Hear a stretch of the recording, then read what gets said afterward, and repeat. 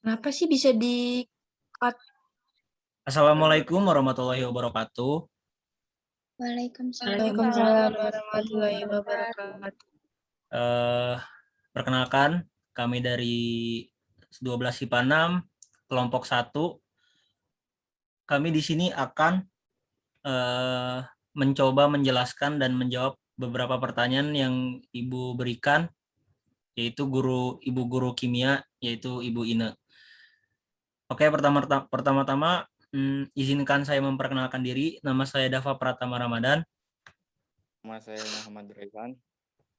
Nama saya Amarah Himalia Putri. Nama saya Ratna Melinda Sunaria. Nama saya Dinda Dwiandika Syafira. Nama saya Kesya Bilkis Regina. Baik, di sini saya akan mencoba membacakan soal-soal yang diberikan untuk kelompok kami. Bisa di-share screen, Amara?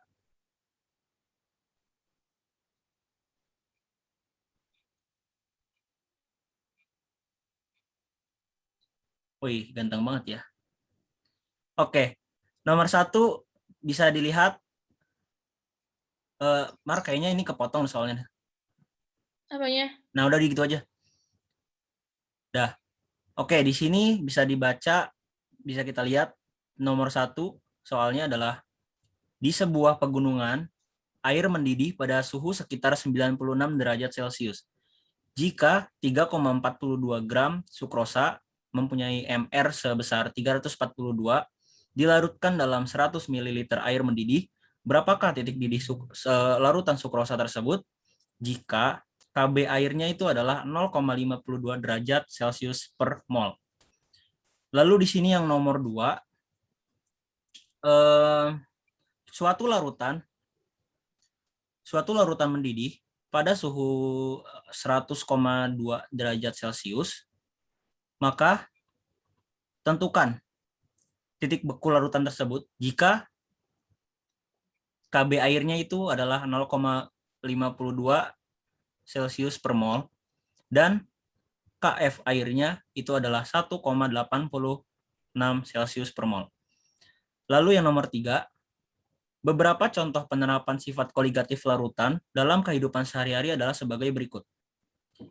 Yang nomor 1, proses penyerapan air dalam tanah oleh akar. Dan yang kedua, membasmi lintah dengan garam dapur. Yang 3, menentukan massa molekul relatif. Yang keempat, pemakaian urea untuk mencairkan salju. Dan yang terakhir, yang kelima, penambahan glikol pada radiator mobil. Penerapan sifat koligatif yang berhubungan dengan tekanan osmotik adalah A.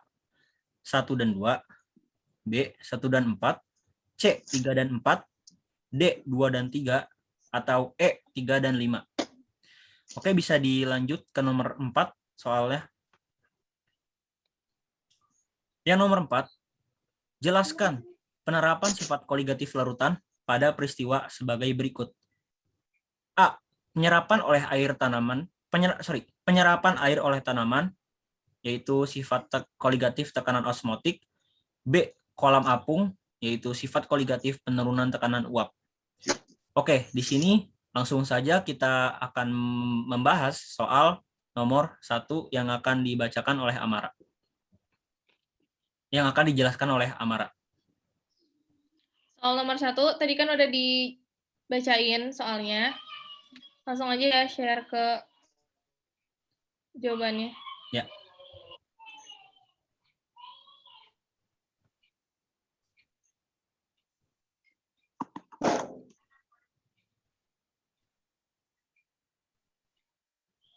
Nah, ini jadi soal nomor 1.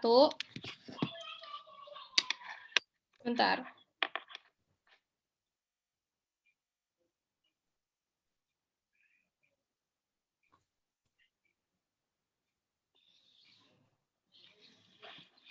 Pegunungan itu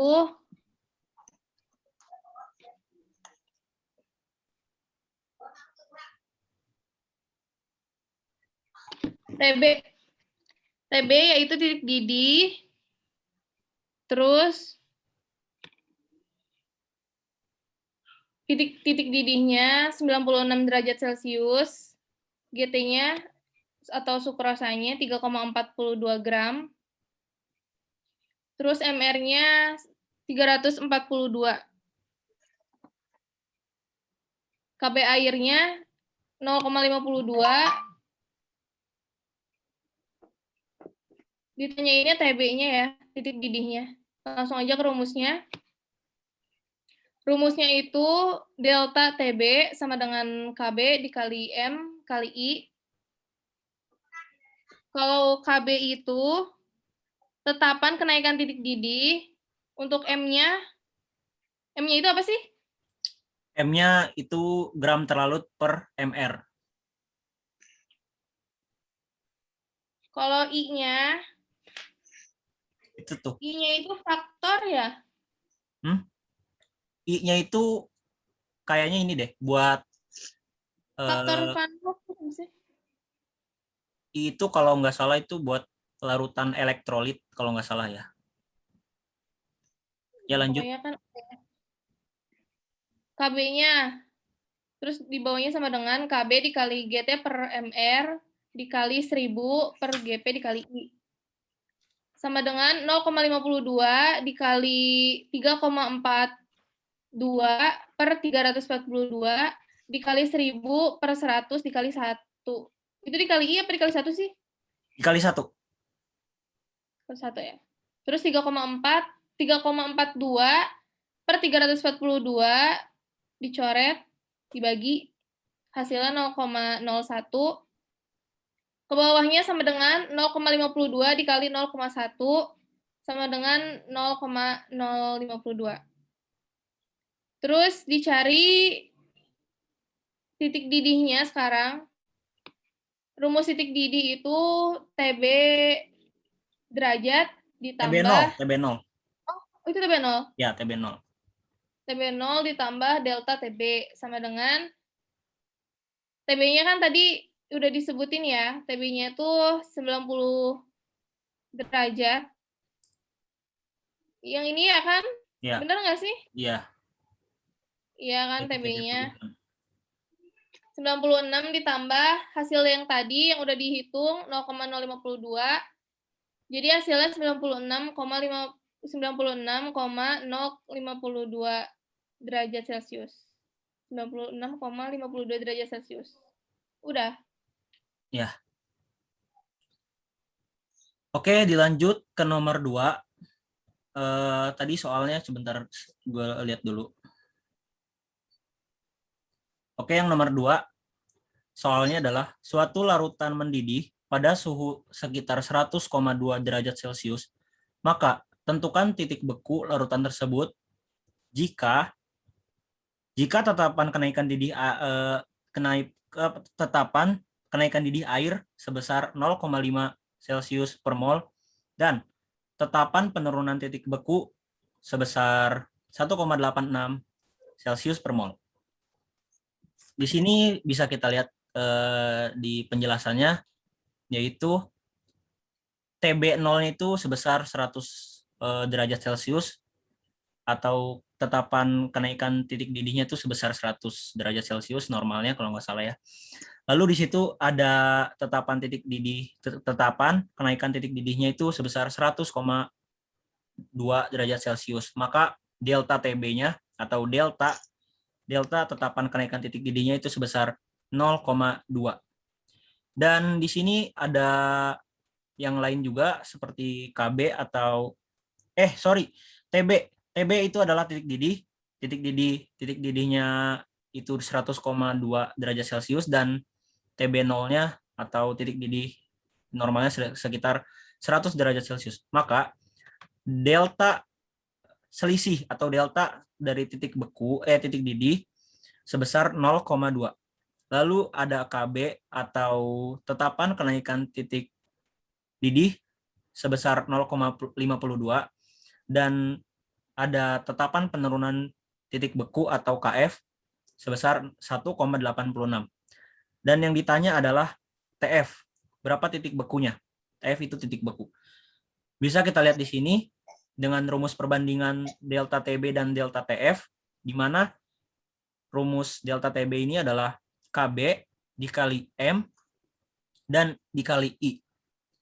Dan dibandingkan dengan rumus dari si TF ini, yaitu KF dikali M dikali I. Maka kita substitusikan atau masukkan si delta TB-nya ini, yaitu 0,2 ke dalam rumus. Jadi 0,2 per delta TF. Maka kan di sini delta TF-nya yang dicari ya. Terus sama dengan kita masukin lagi KB-nya. KB-nya itu adalah 0,52 per KF-nya 1,86. Kenapa M dan I-nya nggak ada? Karena ini bisa kita coret. Lalu dilanjutkan dikali silang aja 0,2 dikali 1,86 per 0,52 sama dengan delta TF. Maka delta TF sama dengan 0,372 per 0,52 memiliki hasil sebesar 0,715. Maka di sini langsung bisa kita cari TF-nya. TF itu adalah titik beku. Rumusnya TF itu adalah TF0 atau titik beku normalnya dikurangi dari si delta TF. Delta TF itu yang barusan kita cari, yang 0,715. Langsung aja kita operasikan TF derajatnya TF 0-nya 0 dikurangi 0,715 sama dengan minus 0,715 derajat Celcius. Ya, sudah seperti itu. Bisa dilanjut ke soal nomor 3.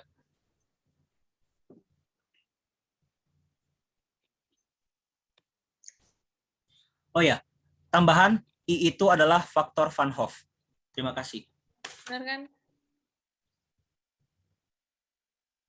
Bisa dilanjut ke soal nomor 3.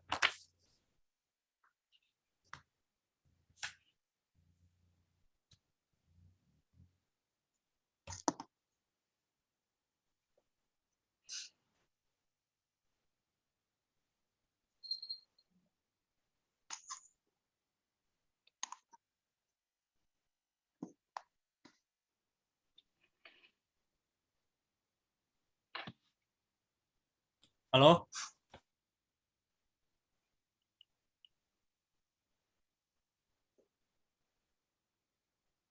Ayo nomor 3. Share screen cenamar.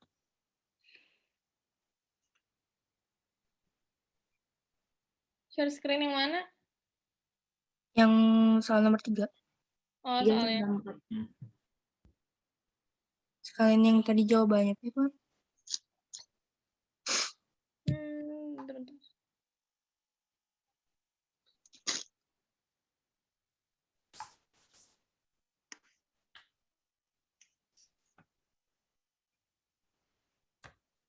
Nih, soal nomor 3. Kan di sini disuruhnya tuh penerapan sifat koligatif yang berhubungan dengan tekanan osmotif. Nah, jadi jawabannya tuh yang nomor 1 sama nomor 2. Kalau misalkan yang nomor 3, 4, 5 itu termasuknya penurunan titik beku. Jadi, jawabannya tuh penjelasannya kalau misalkan yang satu proses penyerapan air dalam tanah oleh akar, penjelasannya yaitu cara penyerapan air oleh rambut akar berlangsung secara osmosis. Nah, osmosis ini adalah perpindahan zat dari larutan kurang pekat ke larutan yang kurang pekat melalui membran semi-permeable. Setelah rambut akar menyerap air, maka cairan pada sel rambut akar menjadi kurang pekat jika dibandingkan dengan cairan pada sel korteks. Terus sedangkan yang nomor 2 itu kan membasmi lintah dengan garam dapur. Nah, penjelasannya itu yaitu hewan seperti siput, cacing, dan lintah memiliki kulit yang dapat dilalui dengan mudah oleh air. Akibatnya, ketika kulit berada dalam kondisi kadar air rendah dan banyak zat terlarut, misalnya saat terkena garam, air dari dalam sel-sel tubuh hewan ini akan melalui osmosis.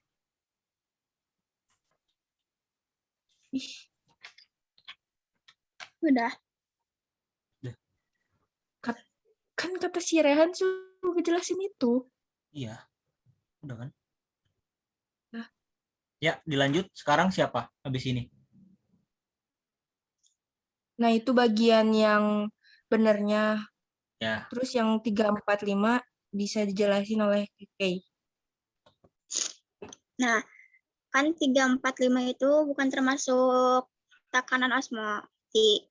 Jadi nomor 3, 4, 5 itu termasuknya ke penurunan titik beku.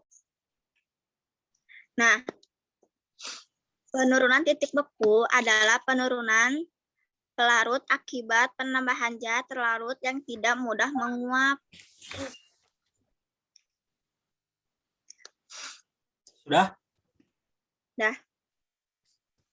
Oke. Bisa dilanjut ke nomor 4. Ya, di sini saya akan menjelaskan nomor 4 yang bagian A-nya. Kan nomor 4 soalnya jelaskan penerapan sifat koligatif larutan pada peristiwa sebagai berikut.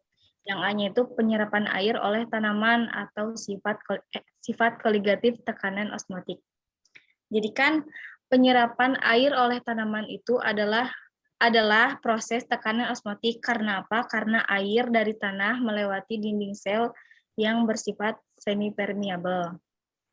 Nah, di sini contoh pertamanya itu ada penyerapan air dalam tanah oleh akar. Contohnya itu air di dalam tanah berpindah ke batang pohon atau hipotonis. Jadi itu penyerapan air di dalam tanah oleh akar termasuk osmotik karena dia bersifat hipotonis yang dimana si akar ini tuh menyerap ke air karena tekanan osmosis larutannya lebih kecil daripada tekanan osmosis sel. Yang keduanya tuh ada membasmi lintah dengan garam dapur. Contohnya tuh air yang ada di dalam tubuh si lintahnya itu diserap oleh garam atau hipertonis. Jadi ketika kita misalkan naburin garam di dalam tubuh lintah, garam tersebut itu akan larut di lendir yang digunakan lintah untuk berjalan. Akhirnya jadilah sebuah larutan garam yang dimana konsentrasi larutan garam di luar tubuh lintah lebih tinggi ketimbang di dalam tubuh lintah. Terjadilah osmosis yang membuat lintah kehilangan banyak air, dehidrasi, dan mati dalam keadaan kering. Ya, cukup. Bisa dilanjutkan sama Rehan. Ayo Raihan, Ya, untuk tolong nomor open cam Raihan. 4, untuk nomor 4B tentang penerapan sifat Suara koligatif Rehan kurang besar. Ya, bentar ya. Ngomongnya dikerasin coba. Terus gimana? Ya, Udah cukup. jelas belum? Ya. Untuk yang nomor 4, penerapan sifat koligatif pada kolam apung. Kolam apung ini contoh dari terjadinya penurunan tekanan uap larut kurang gede Han. oleh zat terlarut yang tidak mudah menguap. Nah. Jadi kalau air atau pelarut yang di kolam apung itu bakal susah menguap ketika si tekanan uap larutnya menurun karena konsentrasi garam yang tinggi. Jadi kalau zat terlarutnya tinggi, si pelarutnya ini makin susah menguap gitu. Kalau di Indonesia ada contohnya ini di kolam apung Atlantis Adventure yang si kadar garamnya 10 kali lipat dari rata-rata laut gitu. Jadi kalau misalnya kita berenang di sana itu kita nggak akan tenggelam lah gitu. Ada yang mau nanya nggak? Han, kurang jelas suaranya, boleh diulang sekali lagi? Yang agak kenceng dong suaranya. Bicaranya agak kenceng coba. Ya, tes masih jelas gak? Kurang gede. Kalau yang Kayak di lain kependem jelas gak? suaranya tuh. Iya kayak Jelas, cuman Rehan. kecil. Tes, bentar. Nah, boleh tuh. Bisa dilanjutkan. Tes. Dah. Nah, yuk.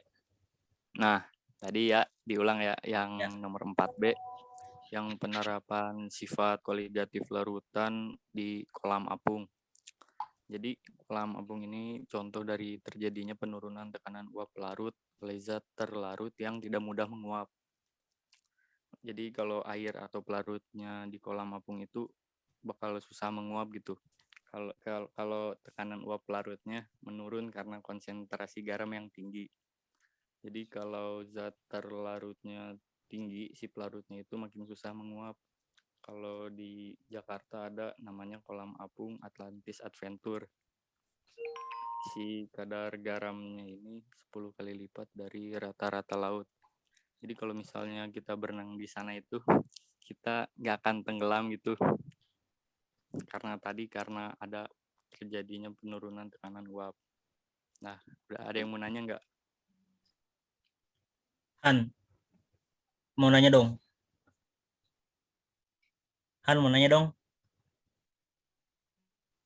Boleh, suaranya jelas nggak? Enggak, kurang jelas suaranya. Kecil, suaranya kecil. Itu kenapa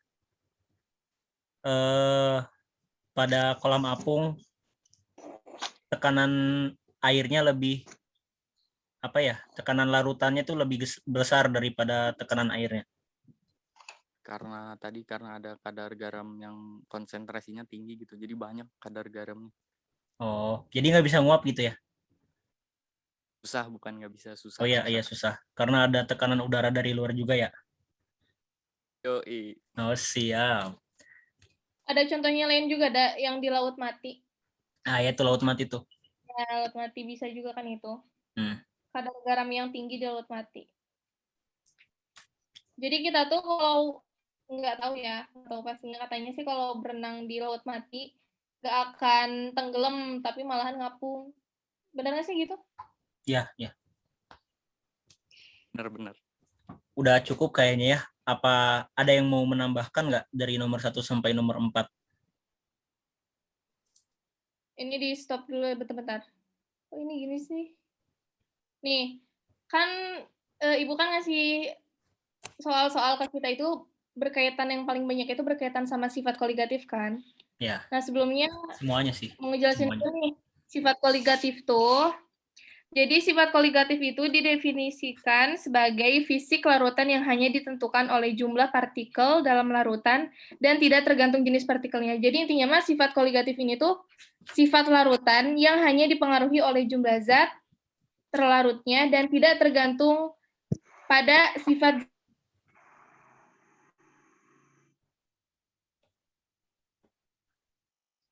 Halo?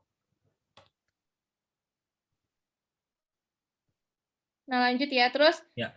Sifat-sifat koligatif itu ada 4.